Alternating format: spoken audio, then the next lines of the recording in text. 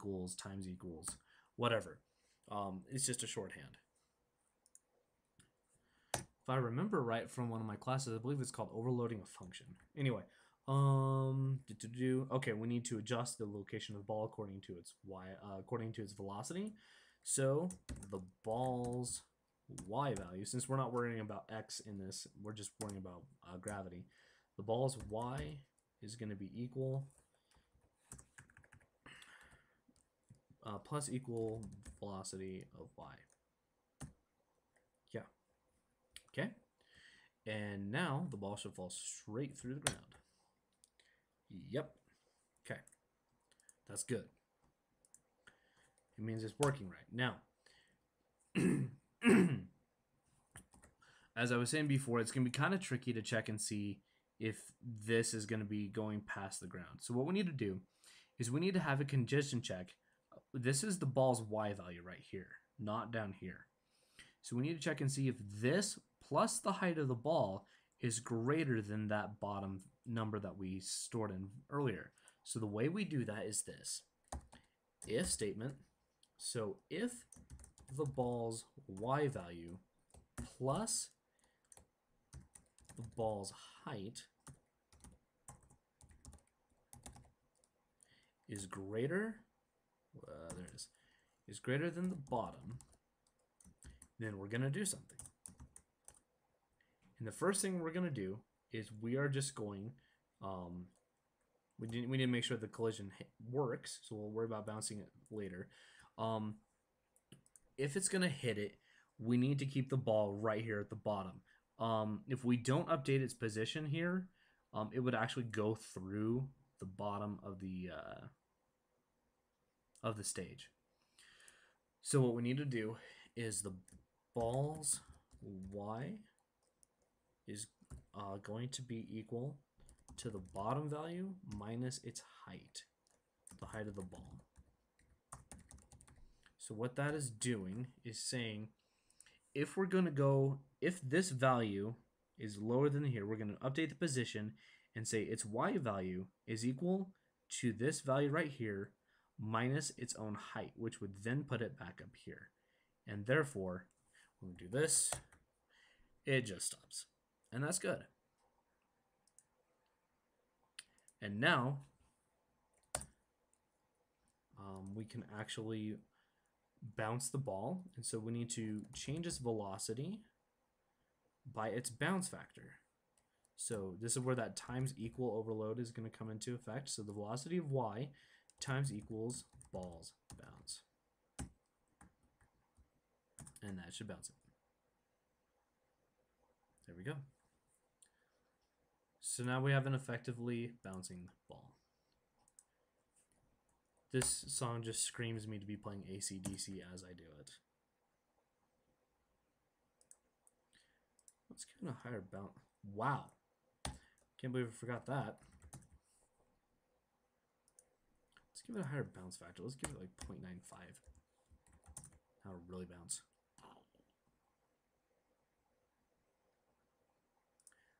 What would happen if we give it 0.99? I have a tendency of actually just... Wow, that's going to bounce forever. Okay. We'll give it a bounce factor of 0.985. How about that? Should bounce just a couple times and then stop. Perfect. Okay, good. With my other tutorials, I'm a huge fan of messing around with settings to make things more just aesthetically pleasing. This gravity number right here and the bounce factors, these are the kind of things that you would change to make it more realistic.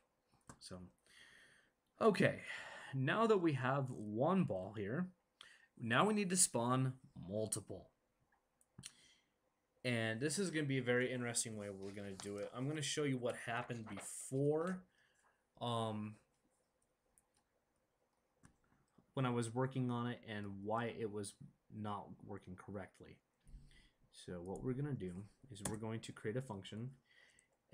It's going to be just function create balls. Okay. And for should do this right here. Variable I is a number. And so for I equals 0, I is less than 10, I plus. I'll explain this in just a second. Yeah, that should do it. Underscore ball is of type of ball equals new ball. And then add child underscore ball. That should do it. Uh-oh. Implicit coercion.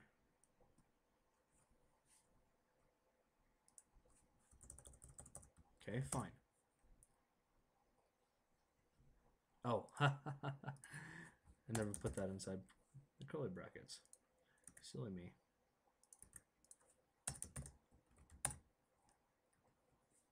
Okay. The other thing is we never actually call the function create balls. So right here, we're going to call create balls.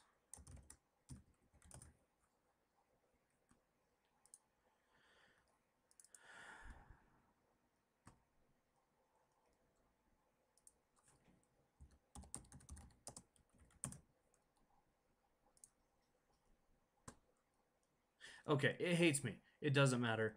I'll just show you how I actually fix it.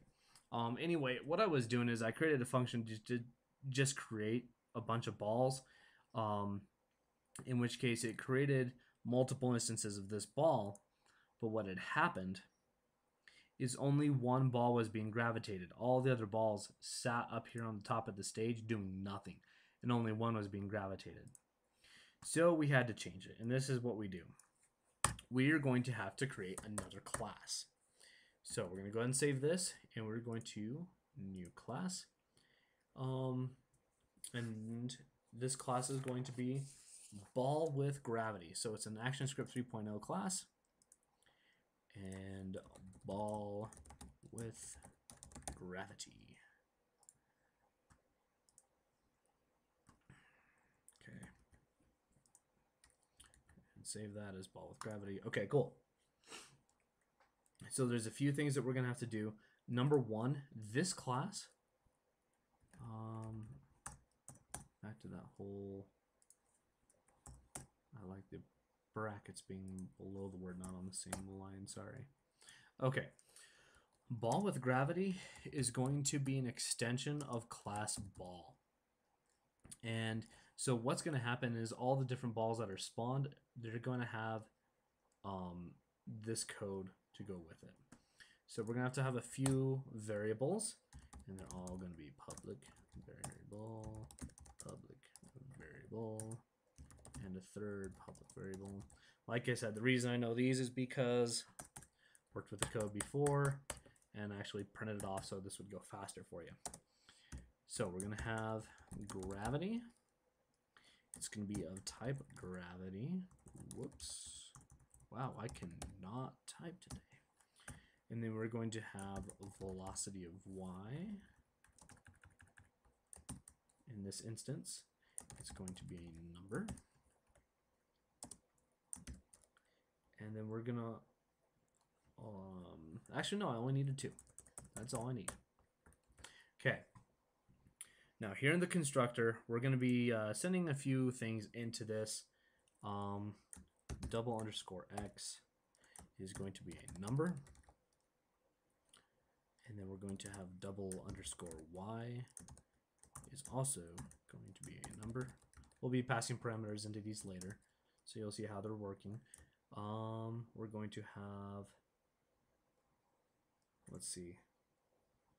No, actually I won't need x because like I said, we're not working with x. Underscore y number. And then we're going to need the velocity of y, which is also a number. And then we're going to need gravity, which is of type gravity.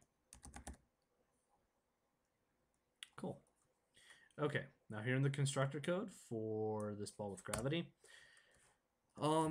gravity, the 1 underscore gravity, this one is going to be equal to the double underscore gravity, which is being sent into the constructor right here. And then the y, the reason why we don't need to do, hold on just a second, is going to equal double underscore y, and then the velocity of y is going to equal double underscore velocity of y. Okay, good. What was I going to say? Oh, right here. The reason we don't need to declare that it's a type of ball is because it is already a ball. So the code knows that. This is actually the instance of the ball that is created. And now we have the actual function. We're going to be taking this apply gravity function and adapting it to the actual ball itself. We'll be getting rid of the apply gravity in the main gravity.as in a little bit. So the next one is a public function, and this is going to be the apply gravity to the certain ball that is being spawned, and it's of type void. Oh, come on. I hate that. There we go. And so the first thing that we did over here is we applied the gravity to the velocity. Now, since this is of a type ball, it's going to be a little bit different than this right here. It's going to be underscore velocity